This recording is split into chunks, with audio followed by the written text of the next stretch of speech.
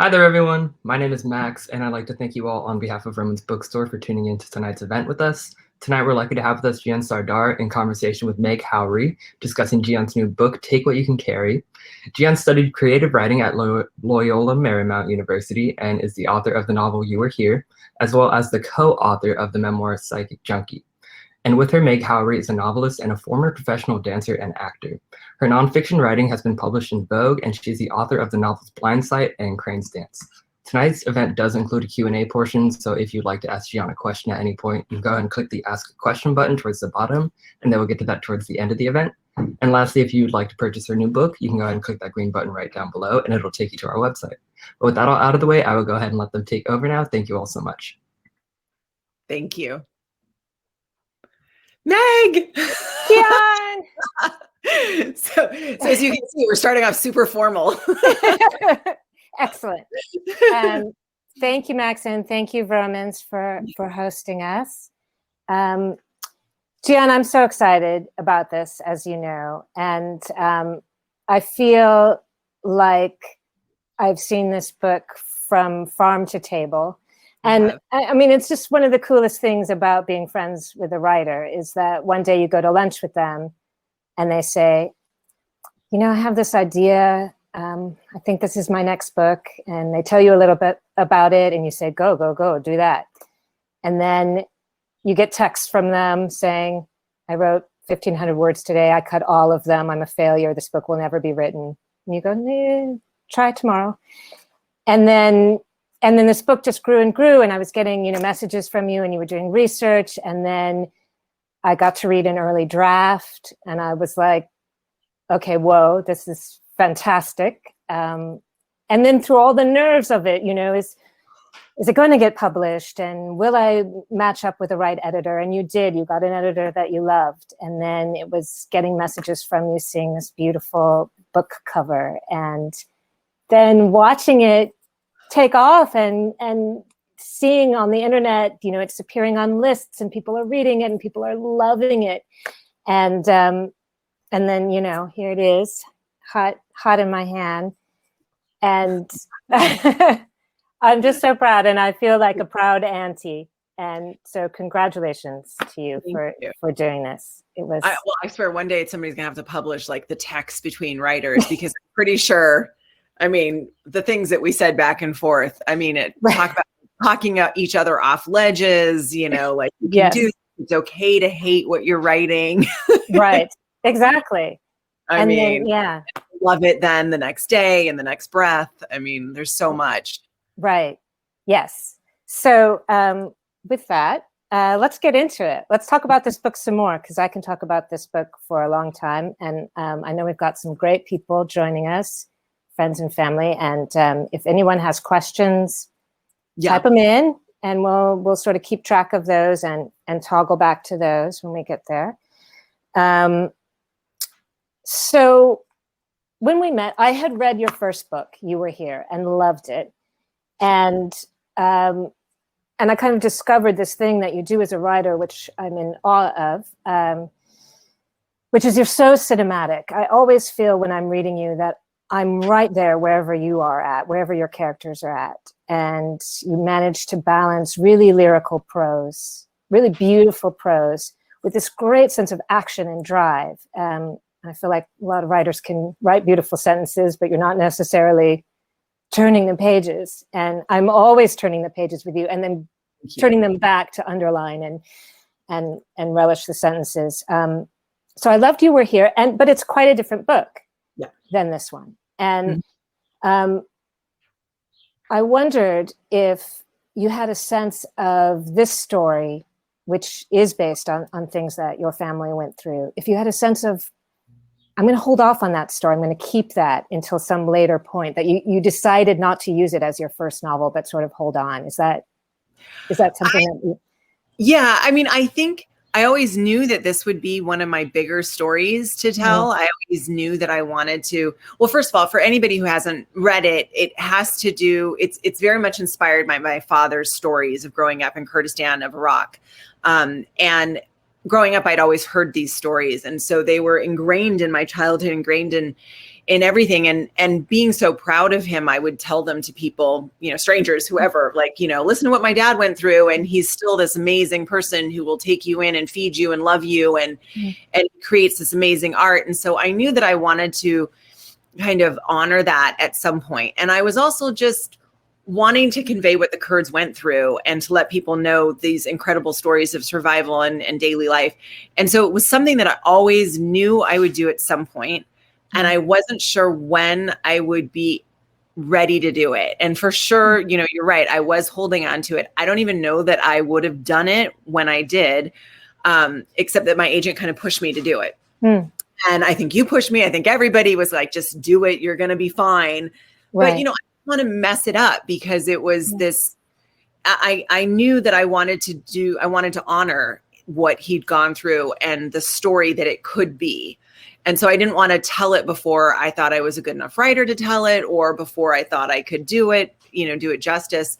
So I did hold back for a while. And then finally, I think after a couple failed attempts at a second novel, I finally decided to go for it, and then had a lot of research to do. Yeah.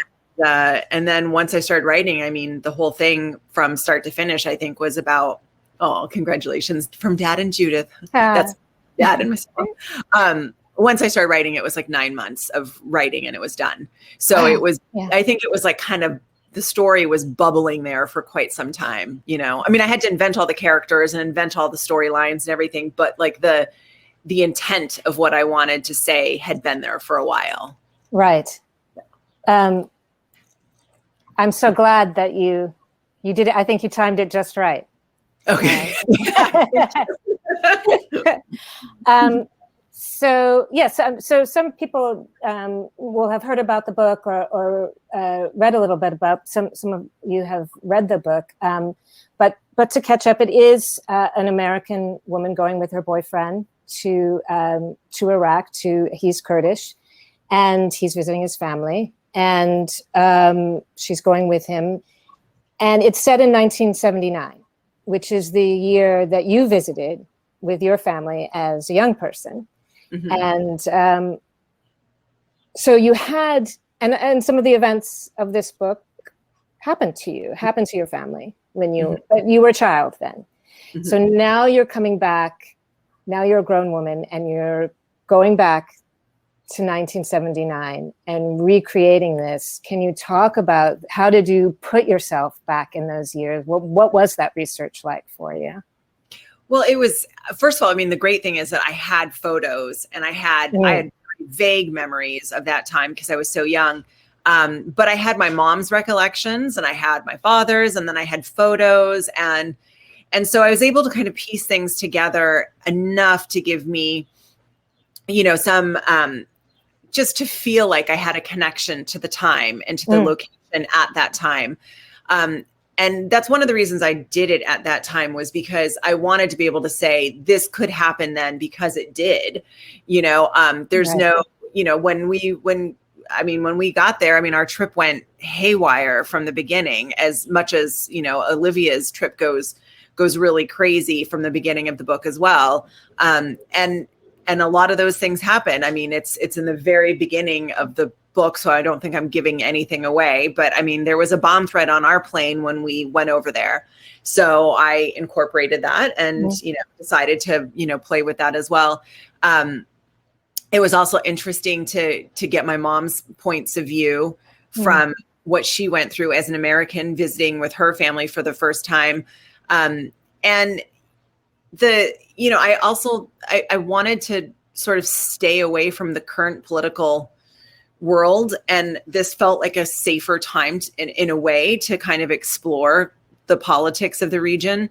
And there's also something about, your childhood memories where it's kind of like, they're golden, right? I mean, they're just there. They have this like beautiful tone to them. And I was drawn to that. And I have these amazing memories of that. And there was something very, I almost want to say like lyrical about my memories that I thought, it lent itself to now I'm going to explore this world. And I don't know, the feeling of a childhood memory, I feel like that somehow really helped me be inspired to, delve into the beauty of the place, and also to learn more about what was going on at this time when we were there, to actually to get the full story versus the bits and pieces of like what was going on with the politics, what was happening, why was there a bomb threat, why, like what those memories that I had. Like I remember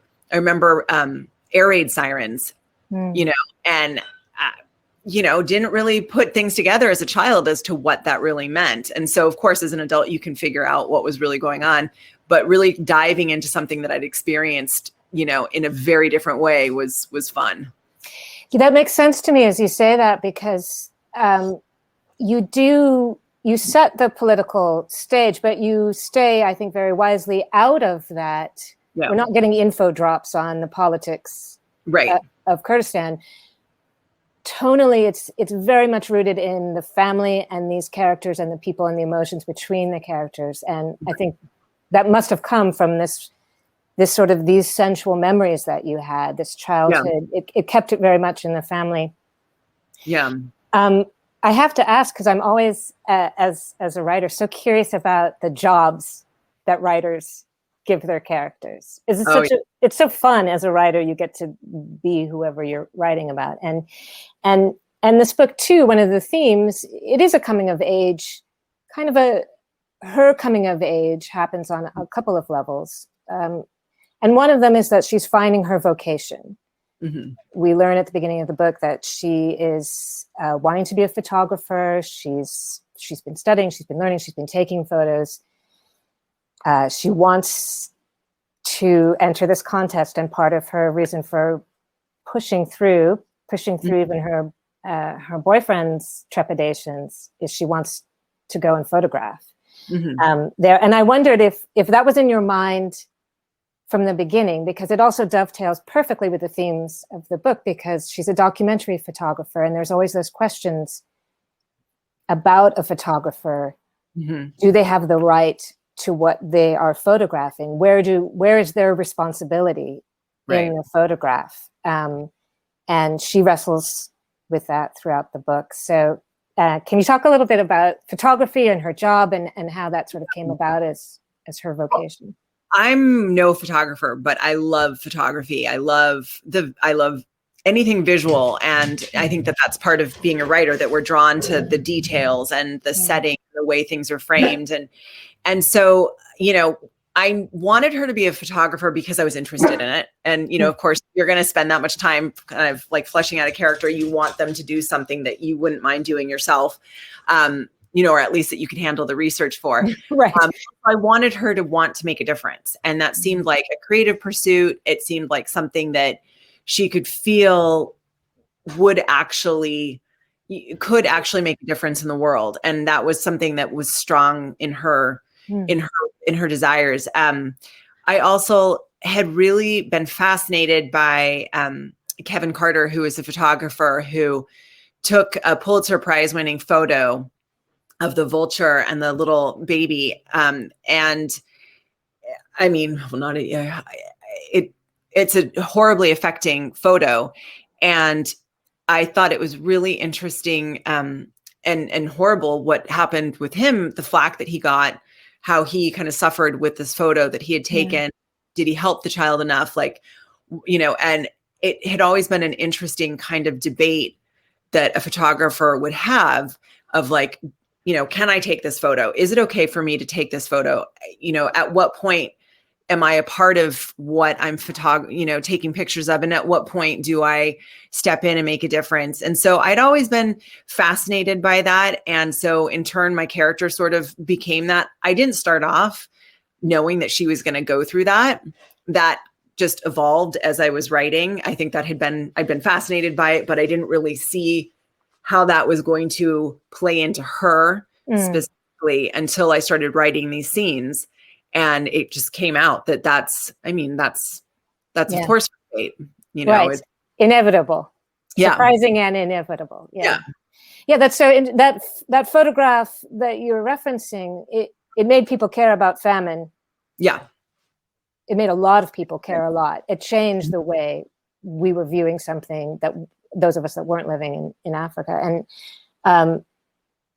And I think also with writing this book, you're sort of approaching that. A lot of people don't know what happened to the Kurdish people. Right. And so you as a writer are also doing Olivia's job too. You're taking these photographs for us and showing us. There's definitely some parallels there. I mean, as much as I can take people to Kurdistan from their own couch, and so that's I mean, that's the amazing thing of photography is it's so immersive. And so the book, as you know, it's pretty descriptive. Shy away from the description. Yeah. But that's one thing that people have said is that they felt like they were there. And that's so important to me because I want people to have that feeling and that connection. Yeah. And a powerful photograph can do that. And hopefully a book, can do that as well. So yeah, there's for sure, Olivia has a lot of me in her. Yeah. Yeah. Good. So you're,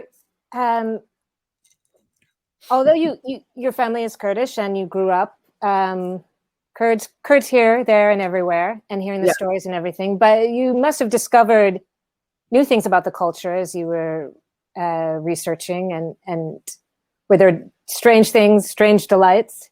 Well, what's kind of funny is that as a person, you have these experiences, throughout your whole life. And sometimes you don't even have names for them or words for them, or you don't figure out exactly what they are until somebody else comes around and asks you to clarify on something. And then you have to kind of put it into words. And so, that was sort of what I was going through where, looking up dishes and figuring out, that was the spice that was in this, it's stuff that I'd always grown up with, but that I hadn't really thought about.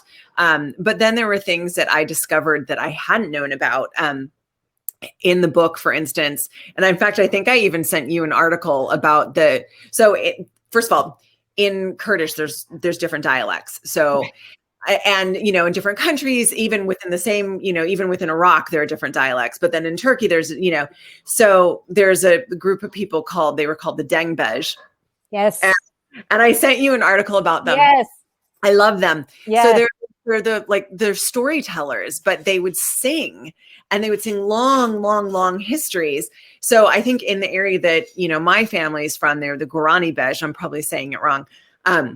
But so reading about them was really, really interesting. These storytellers, and they were women who would start to sing to distract from the pain. And there would be Kurdish history. There'd be hours long, and it's all memorized. And people would have to, because, you'd be persecuted to even be speaking in Kurdish in certain areas. So people would have to say these, practice in rooms where nobody could hear them, and just to keep up, this amazing tradition that, I mean, I'm sure it's struggling to survive as it is, but I mean, anyhow, that was one of the things that I was fascinated by. Right. The Gorani Bej. The Gorani Bej. As I was reading through, I was looking up the clothes and it's fun to do that in a book where I try to stay off the internet when I'm reading. Yeah. I would just sort of circle things like, look that up later. Right. There's this great kind of argument that's happening between your two main characters throughout the book. I say argument, not in terms of a fight, although it does sometimes get heated between them. And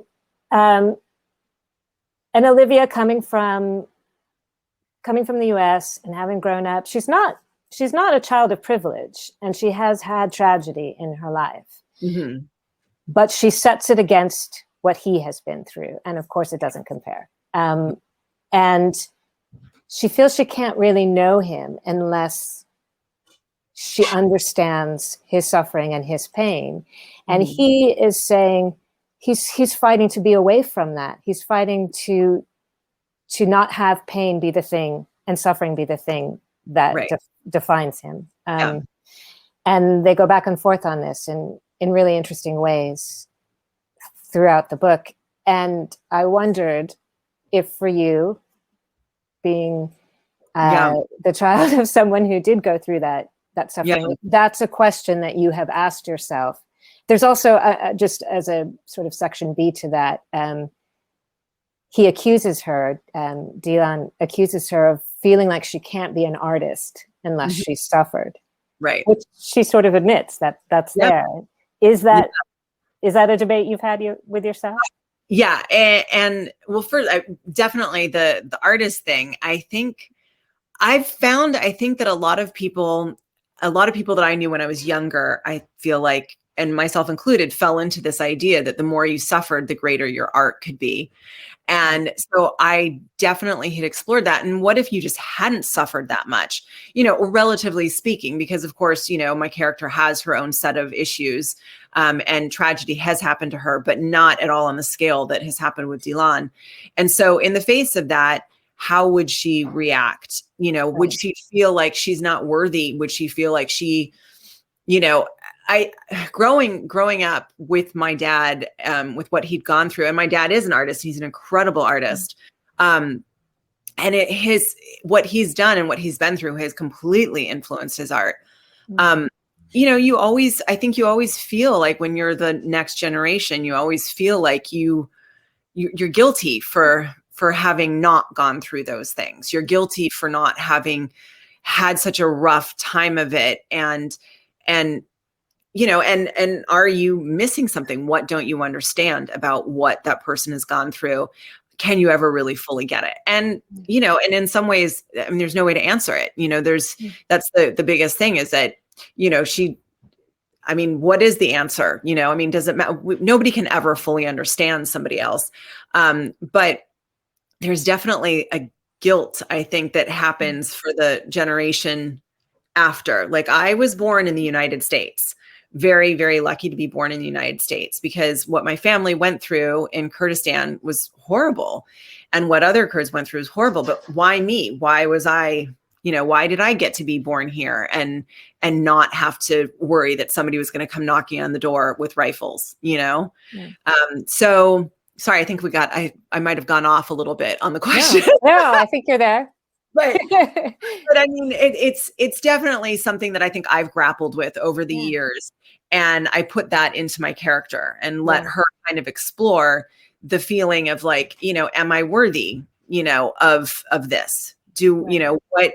What happens when, life has been okay for me, and how do I make up for that? How do I compensate for the fact that my life has not been as hard as so-and-so's life has been? Or, what do I do with my luck? How can I positively affect people given that I have a chance and the ability to do so? Right. Yeah. I think you wrote into those questions really beautifully. Thank you. I am, since we've mentioned Dylan now, and I don't, for people who haven't read the book, I don't want to give the impression it's all suffering. There's a really good, juicy romance happening in this, and I confess to a book crush on Dylan, and almost texted you like, I know he's kind of based on your dad. Am I like thirsting for your dad? Is that inappropriate? No, it's funny because, so Dylan is definitely based on my dad. One of the first things I had to do was nothing. Recast him. So I, and I think most writers do this where you find photos of people and, you have like people, a lot of writers have like their vision boards of what a place looks like or characters look like.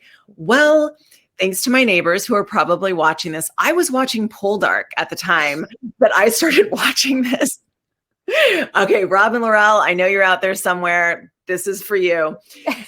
And Aidan Turner at certain points looks like he could be Kurdish, Oh yeah, Robin Laurel. Hey, yeah. It helped for me to have a different person in my head. Like I'd found somebody that looked like Olivia. Of course, by the time you're done writing it, they've taken on their own thing completely. But for that jumping off point, I think I even sent you a picture of Aidan Turner to be like, that's why I was so like, wait, why am I so attracted to him? Yeah. Right. Exactly. So, so it, everything takes on a life of its own. Yeah. And so definitely I'm happy when people say that they've got a crush on him. He's definitely not my dad. He's right. Started off with some similar stories, but he's definitely not my dad. Yes. You always have to underline that, right? Because even if you're taking something that absolutely happened to you, by the time you put it in sentences and rewrite, it's theirs now. It became its own person. Yeah. A little how the sausage is made kind of questions, because I'm always interested. And you did say you wrote it fast. I mean, 9 months is fast. Yeah. Although it had been sort of thematically and everything building in you. Did you know the ending when you started? I did a little bit. I knew I wanted to happen with her. I didn't know exactly the moment I was going to end it. And when I was writing that, which for anybody who's read it, you'll know where it ends, obviously. I all of a sudden wrote it and went, oh man, that was the ending I just wrote. And I still had like 40 pages, 70 pages. I knew I had to write, I knew what still had to happen. Right. So I go through and rearrange some stuff. But I knew once I hit it, that this was the end. This was the moment I needed it to end on. And it felt so right. But I did know what was going to, like, plot wise, I knew what I wanted to happen. Right. It was, actually crafting the scene and finding that moment for that to take place. I wasn't aware of until I wrote. Right. So you were sort of writing toward an emotional feeling and then had to figure out the mechanics of how you would get there. Yeah. That makes sense. There's also a little bit of a whodunit in there. I mean, there's a central mystery. We can't talk about it too much because I haven't read the book. We don't want to give anything away. But did you know who did it? Yeah, I did. I knew going into it that there would be this sort of whodunit, and I knew what I wanted. I don't know that I had the exact specifics down. It was like one of those things where, I'll figure it out as I go along. Yeah. And, that's the magic of writing, is when it all actually falls into place. And you're like, I feel like I must have known at some point that this was, because I foreshadowed it and it worked out. Right. How did that happen? How did it happen? Right. But so, I think that I knew. Yeah, I knew. You knew. Yeah. Right. Without giving it away, I knew. Yes. Yeah. There's so much. I love that we get to know the Kurdish people, not just through their suffering, but through their joy. Yeah. And there's a lot of that in the book. And we see their love, and we see the way that they love each other and the way they celebrate. We picnic. Yes. A lot of picnicking. Where there are Kurds.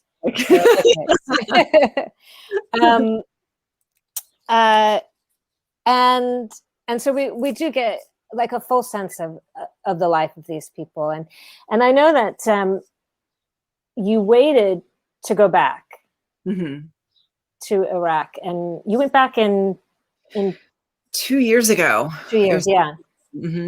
And were there things? I mean, you had written the book by then. The book was done, right? It was, some really backwards researching. So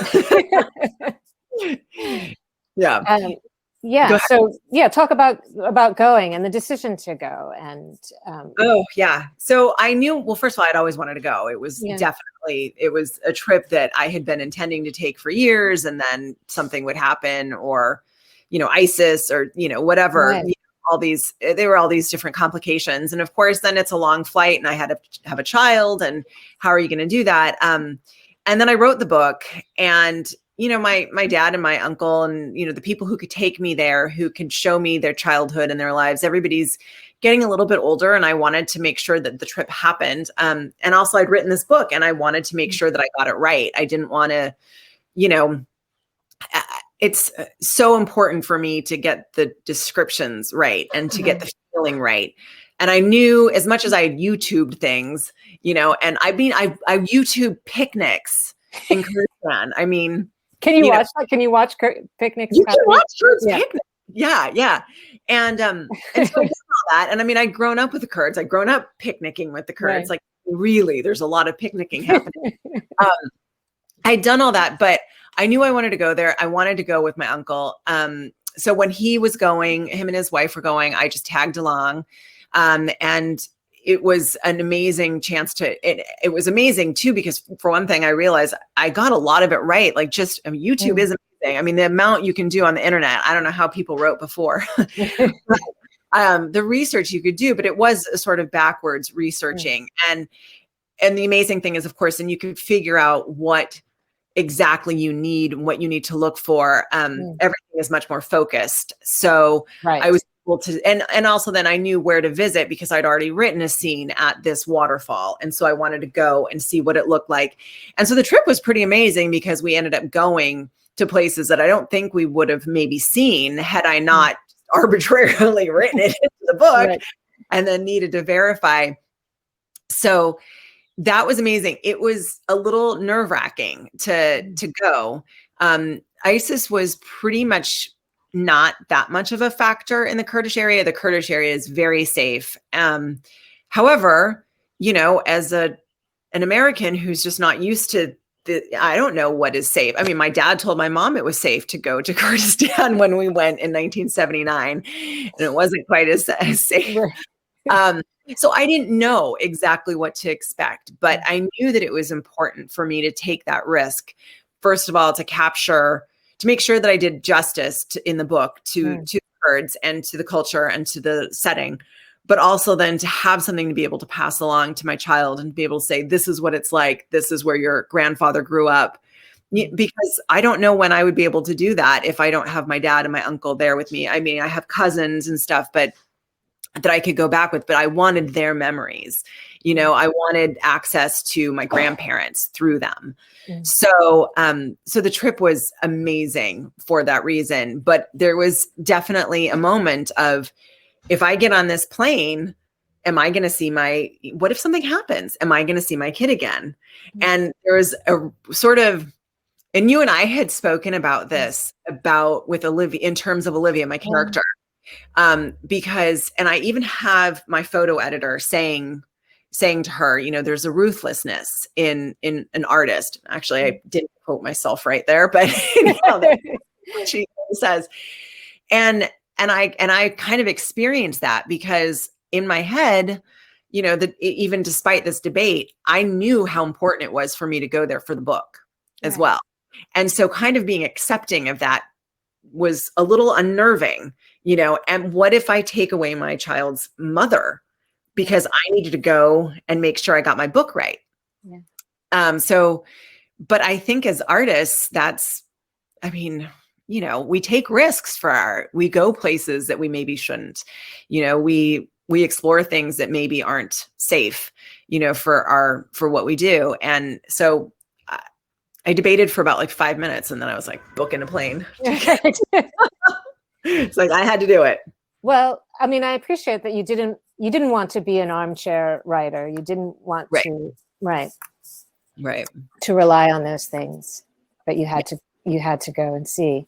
And I got to meet your mom. So I got her take on that.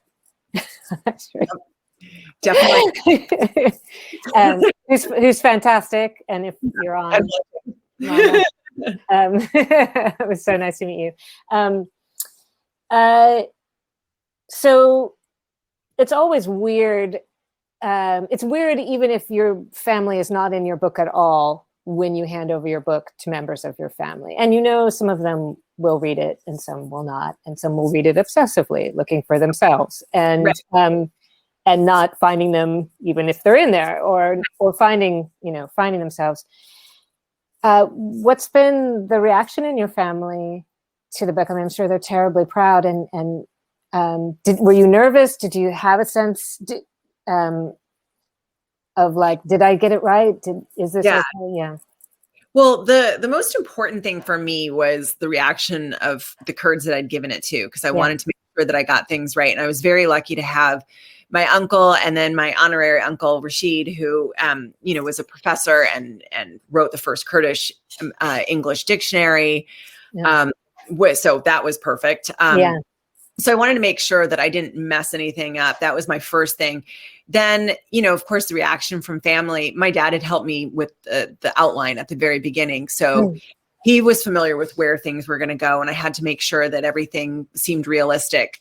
But in addition to that, I know my character Olivia is American and my mom was an American going there, but Olivia is definitely not my mom, just like Dylan is not my dad.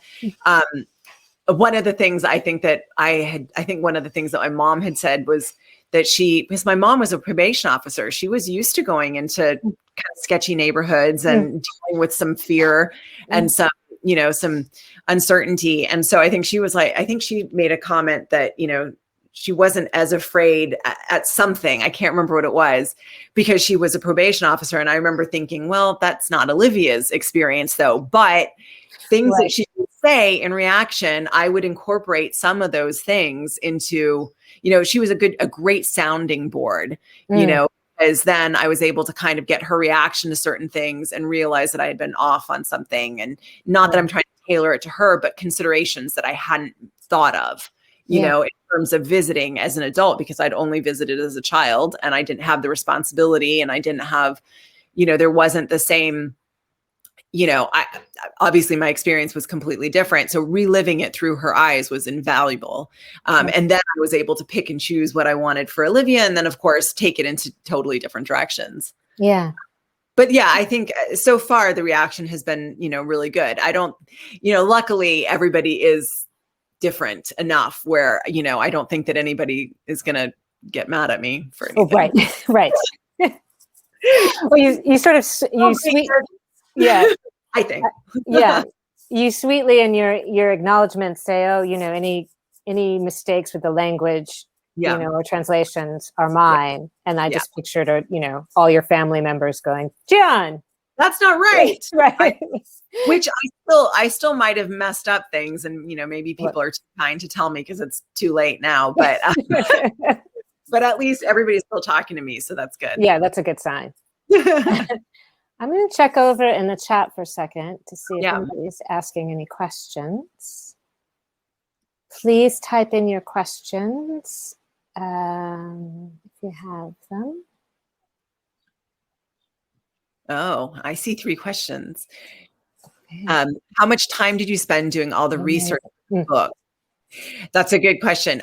There was a lot of time. In fact, I think I'd spent months and months because I didn't know the story. And so the story needed to evolve. But what I wanted to do was figure out the setting first, figure out exactly what I was dealing with, because a lot of the events that I was reading about, the history, informed what was going to be taking place. So I had to get a sense of the years and the times, and, especially with Olivia and what she's dealing with as far as, women in the workplace and the evolution of that. Doing research into the time period for sure helped me come up with the story. So I think that's one of the reasons why it took so long, was because I had to do so much research. Once I did, and I really felt like the thickness of the world, then it was easy to write because I was swimming in it at that point. But the research took quite a long time because, if I could just make it easy on myself and write about Los Angeles just here and now, it's so easy to be able to walk out the door and be like, okay, that's the flowers. The stuff I was looking up was like, what are the plants here? What are these birds? What are the kinds of birds that so everything had to be verified and looked up. It was really, once I had done all the research, there was still more on a daily basis. Right. Yeah. And I've seen this listed as historical novel, which is funny for people our age to see something said in 1979. It's history, but we were kids then, but you had to go back in also. And like you said, suss out 1979. Yeah. And what kind of music and what are the TV shows and what's she wearing to bed and all of that. Yeah, that was the fun part. I think as a writer, just picking something that you're interested in or that you want to know more about is key, because you have a good time doing the research. I mean, looking at the television. So I watched commercials, over and over again at the time, like 1970s commercials. And it's, some of it, I was like, I remember this one. This was amazing. And then the music, of course. I mean, that's a little easier because we're still listening to it. Yeah. Some of us think it's current still. Yeah. But so all that was really, really fun to do. I loved going into the 70s, especially because the 70s always seemed like this kind of, I don't know what it was. I didn't have such a kinship for the 70s before I started it. I mean, I know I lived in it, but it wasn't until I really started looking into it that I sort of felt a connection to it. I think I'd always been more connected to the 80s than the 70s. The 70s were always a little bit of like a orange colored thing. Right. Mom and dad's brown nubby couch. Exactly. There was a lot of like shag carpeting, or was that the 80s? No, that was 70s, right? Oh, I had some shag in my home. Right. For sure. Yeah. The avocado colored appliances. Right. Right. Yeah. Or did we all just block that out? I don't know. Maybe I've made it up. No one's mad at you. My mom said, no one's mad at you that I know of, Mom. Okay. Good to know. Oh, my friend James said, we just said shag at the same time. Okay, good. So I'm not alone envisioning. Yeah, we've got it right. We were shagging. Let's see. Any other questions on here? Oh yeah, let me see. Good question. I see two more. They say that culture and the food that is associated with culture are very important. Do you remember any food from your visit when you were a child, when you went to Kurdistan? Ooh, nice. So this is from my godmother, Connie. So yeah, the culture and the food is important. I mean, food is the biggest part of any culture, right? Right. When we were a kid, I mean, I remember, rice. There was a lot of rice. There's always a lot of rice. And the food, I wish I remembered the specifics of the food more from our first visit there. I mean, I know I obviously have lots of memories of growing up with Kurdish food. But on that specific visit, I'm trying to remember, I think just a lot of rice. And of course we would sit on the floor to eat, which as a kid is just amazing. Right. And everything felt like a picnic, even in a living room. Right. And so I remember that more than anything was sitting, and of course the giant spreads of food. There is always a lot of food. And then dough, the I'm probably saying it wrong. The drink, it's like a yogurt. It's like a fermented yogurt drink that definitely, I'd had growing up, and I know we'd had there, and Olivia tries it for the first time in the book. So that I remember as well. And that'll catch you off guard because you think it's going to be sweet, and it's not. Right. It's a yogurt drink, and it's not like a U.S. yogurt drink, right. Like sweetened into a milkshake type thing. I love in your book that we get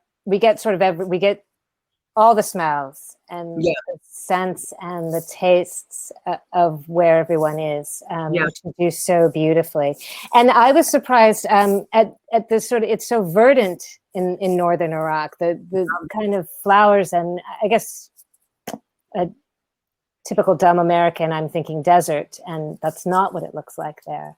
No. And that was one of the reasons why I was so excited to write it, because it's so completely different than a lot of our ideas in the Middle East. And I mean, of course, the Middle East is so vast and varied, but the Kurdish area that my dad grew up in and would tell us the stories of, I mean, it was snowing, there was snow. There are resort towns, I mean, it's beautiful. It's the area where a lot of people will go to vacation because it's so beautiful and so green. And I mean, I've posted some pictures. I love Instagram because I get to post all the photos and stuff. But I mean, on the trip we were there, we took my trip that I took with my uncle. I took basically at the exact same time that Olivia did, which was great in terms of time of year, you mean? Yeah, same time of year. And definitely same time of year. And that was really fun because I got to see exactly, I mean, it's when it's rainy, it's completely green. It's very much like California, where you have the dry, and I had always thought that California looked kind of similar to Kurdistan because you end up, once it's the dry season, you've got these kind of rolling hills. And I mean, of course, they've got mountains, we've got mountains, but it's very, very similar. It has the same kind of climate, I think. So yeah, I mean, that was one thing that I absolutely loved, was being able to kind of share that surprising fact to people that this isn't the Middle East you're thinking of. This is different. Right. Yeah. The mountains play such a central role in the book, both as a piece of landscape and a refuge, and an emotional refuge as well. It's now I'm trying to remember the Kurdish phrase, but no friend but the mountains. Yeah. And that's an old Kurdish proverb. And, you know, I mean, it's sad to say, you know, but it's so true. I mean, and the mountains, when you go there, it's amazing the amount of caves that are in these mountains.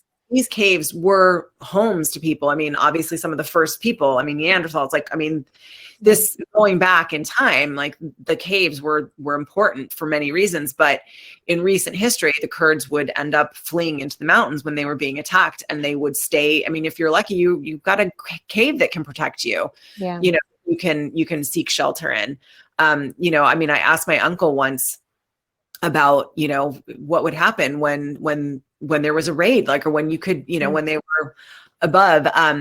And that was what you did. You grabbed what you could and you ran. And my uncle said it best. I think he basically said, you know, that his aunt, I mean, you'd grab whatever kid you'd see and just hightail it into the mountains. Like, it didn't even matter if it was your kid, you're just grabbing anybody, anything to go up into the mountains. What you can carry. Take what you carry. Yeah. Yeah. I saw someone ask, could you place something about the religious beliefs? Yeah, there's, you know, I mean, there's definitely the majority of Kurds are Muslim. There's, you know, ancient, you know, Zoroastrian. My dad, I think, you know, believes more in Zoroastrianism, and I'm for sure not a religious scholar, so I won't even get into details about those things. But I mean, like in Kurdistan, you know, there are mosques. That's, you know, I mean, you'll definitely see that. But for the Kurds, in my experience, it's always been that the Kurds will put religion second to, you know, you're a Kurd first. And then there are Kurdish Jews, there are Kurdish Christians, there are Kurdish, you know, so that the first thing is that you're a Kurd, and then it doesn't really matter from there. I mean, of course, you know, there's going to be different groups who believe different things, but that's always been my experience. And, you know, talking to people, my mom said, yes, the Kurds are very tolerant of others' beliefs. Yeah. Yes. And so that's the nice thing, is that that's not the driving force for them. Right. Which I think you show in the book. We do meet Kurds of different religions, and there's this sort of like, there are Kurds with red hair, there are blonde-eyed, you know. Exactly. Yeah. It's a very diverse within the. And I know my mom had written, without revealing too much of the book, what were the harder incidents for you to write? Good question, Mom. Yes, and very hard to, without revealing too much. Yeah. There was definitely, without revealing too much of the book, there was some research I had to do that had me in tears. You know, and when you read the book, you'll probably be able to figure out what some of those moments are. But it was, I mean, the things that I had to look up to try and make sure that I was getting it right, I mean, was not an average day, you know, of research. So yeah, I mean, and again, it's like, how lucky am I that this is just research that I can do from a couch and I don't have firsthand experience with these things. So, you know, there was always this kind of underlying sense of, I mean, guilt really, or just kind of wonder, or like, why am I so lucky that I can look this thing up and watch a video of it versus this was my day and I'm writing from firsthand experience. So there were definitely some I can't really figure out how to say exactly what those scenes were without giving away too much of the book. So I'll probably just leave it at that. But right. yeah. Well, there are scenes of violence and fear in them, and I mean, it's probably hard to write those scenes without it coming into your body as you're working on it, right? Yeah. I mean, you sort of have to put yourself there to know what it's going on. Yeah, and you know, and also imagining, because some of these things were, you know, they, like, for instance, okay, one thing I didn't use in the book that happened on our family trip was that we would leave checkpoints and they would blow up minutes later, you know? And so at one point we started to, like, my mom and, you know, my mom started worrying, like, what if they think we're the ones, you know, like, could it be us? You know, but those close calls on a daily basis, you know, was something that I hadn't really considered that my own mother had gone through until I was writing it from a character and trying to put myself into what would this do to somebody physically. Oh, yeah. And Sam, my friend Sam, how did you come up with the subjects of the photos Olivia takes? This is Sam. I love those too. Yeah. Thanks for asking that, Sam, because they are. It's a fantastic. To go right inside a camera throughout this book. Well, they all happen organically. They were moments that I was writing the scenes, and they were important scenes, and I saw them so clearly visually that I knew I wanted Olivia to capture that moment. And so it was kind of like, you know, watching a video and then hitting a button to just take a picture of it. So they were, I mean, I'm thinking of the three photos that she submits. No, my mom. The realities of war are hard to deal with. And I think you handled them very well with compassion. Oh, thank you, Mom. Yeah. But yeah, so the photos were definitely, they all came up organic. I didn't know what they were going to be until I wrote the scenes and then had her capturing those photos. So I didn't set off with an idea of, like, I want this to be a photo of this, let me write this scene. It was all, the scenes happened and then the photos came from the scenes, if that makes sense. Yeah, what I love that you do too is that you made her a good photographer. We could feel that she was good. The images sounded good. You know, you believed in her ability. You believed in her ability, which was important. Yeah. And I also love that Dylan believed in her. Yeah. As an artist too. He was one to say, we're putting these on the wall. These are, you know. Oh, the Christmas tree photos. Yeah, so I loved those. Thing that I had just always thought of, you know, growing up. That was something. So that I just threw in there because that was something I'd always been fascinated by. There's nothing as heartbreaking as a Christmas tree just like out on the curb. You know, I mean, it just makes me sad, you know? And so I gave that to Olivia. I gave her those photos. That was definitely inspired by my own being traumatized on seeing discarded Christmas trees. It's great when we can toss our characters some of our own mess. Let them deal with it. We do. We do. And she was, I know we're getting kind of close to, but we do, without again giving anything away, we do see her as a woman in her time, and there is a glass ceiling in her job, and she is fighting not just for her love and for intimacy with the person that she loves, but she's fighting for herself to do this work,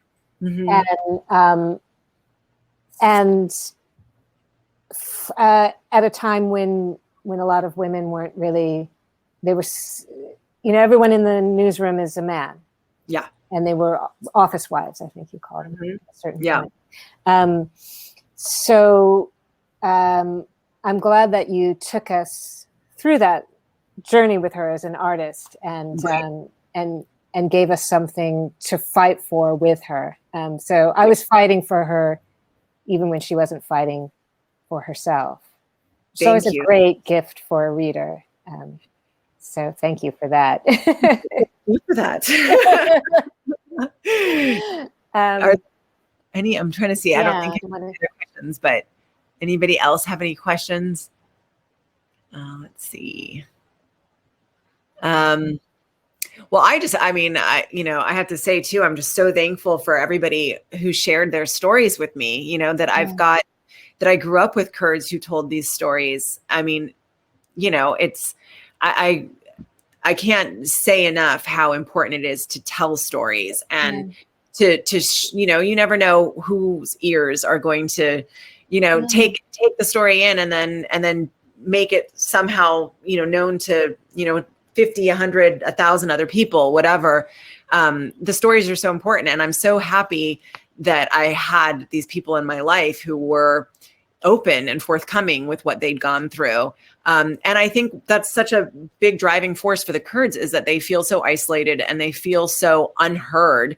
The world doesn't really know what's going on. And so I know they've always, in my experience, they've always wanted to share what's happening, tell the world, get this out there. And so I'm just happy that I was able to do something, even in a small scale, that might have just opened the door to that subject. The movie. Yeah. Yeah. Come on. Yeah. We definitely want the movie. But I think, I've seen, because I keep telling you, you're not allowed to look at your reviews, just because you can't. Because it's horrifying. Because it's horrifying, and all you'll remember is one weird thing. But my sense, what I'm seeing so much from people is just that they feel like a window has been opened for them. And, and they're expressing a lot of gratitude to you for opening the window. That's amazing to me. Reading my mom. Yeah. My mom says, I've always been impressed that despite all the injustices they've suffered, the Kurds are so loving and hospitable. You captured that very well in your book, and I love it. I mean, that's my feeling too. That's always what I've, and yes, Diane, will you consider doing phone calls or Zoom talks to local book clubs? Yes, I will.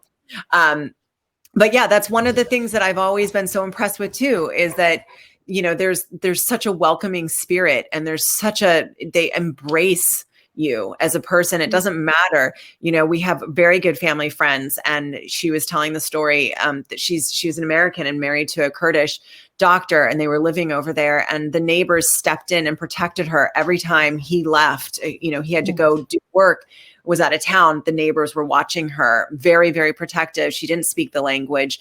They, and it doesn't matter. They'll, of course, everybody's different, and, this might not apply to, but everybody that I've known has been so welcoming.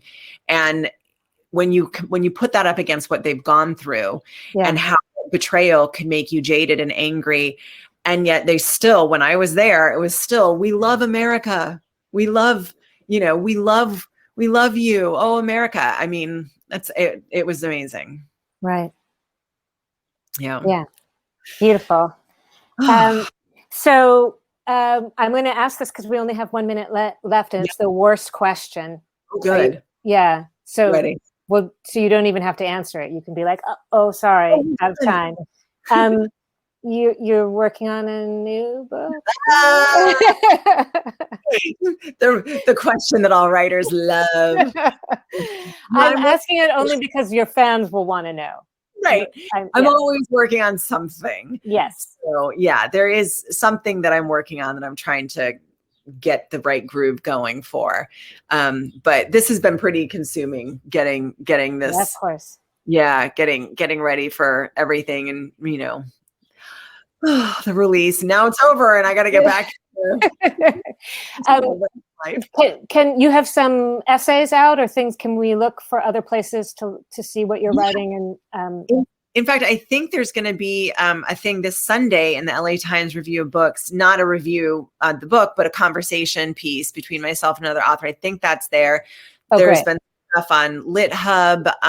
There's just, you could probably just Google your name. Listen, anybody interested, my mom will send you the link. She's on top of it more than I am. So, wait, I see. Ask a question. I'm curious, do you have a specific writing schedule? Yes, not really. No, it's pretty much as soon as there's silence in the room, definitely big chunks of time work best for me because I find things as I write, and to kind of get into that zone where you're discovering things, you need a chunk of time to let yourself get carried away and caught up. And that has been very challenging during this pandemic because my child has been home the entire time.